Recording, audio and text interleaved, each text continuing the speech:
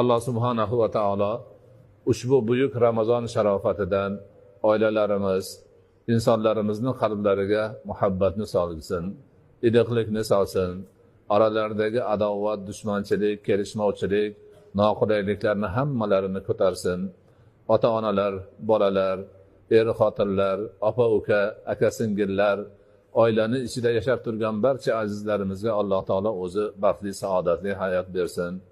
Dinimiz ta'limotlari asosida bir-birlari bilan go'zal muomalada bo'lishlarini nasib qilsin.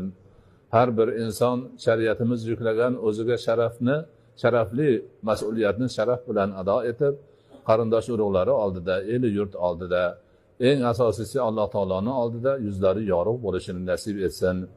Alloh oilalarimizni barchalariga tinchlik bergan, salomatlik bergan, ahillik, inoqlik bergan, o'zaro hurmat, ehtirom bergan, urush janjallarni, kelishmovchiliklarni, turli noqulay holatlarni bizdan yiroq bo'lishini nasib etgan.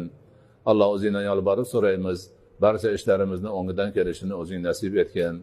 Bizga yuborgan diniy ta'limotlarini qunt bilan o'rganib, ularga ixlos bilan amal qilishimizda o'zing yordamchi bo'lgan.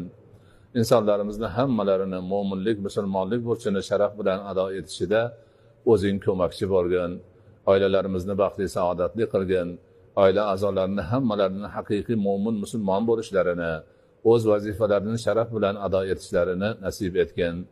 Oilalarimizdagi baxt, saodat, tinchlik, omonlik, ahil, inoqlik jamiyatga ham ko'chib, vatanimiz, elimiz, yurtimiz barcha mo'min musulmonlar ahil inoq bo'lishini, baxtli, saodatli bo'lishini, go'zal muomalada yurishlarini nasib etgan. Va sallallohu ta'ala ala xayri xalqihi Muhammad va ala alihi va ashabihi ajma'in bi rahmatika ya arhamar rahimin.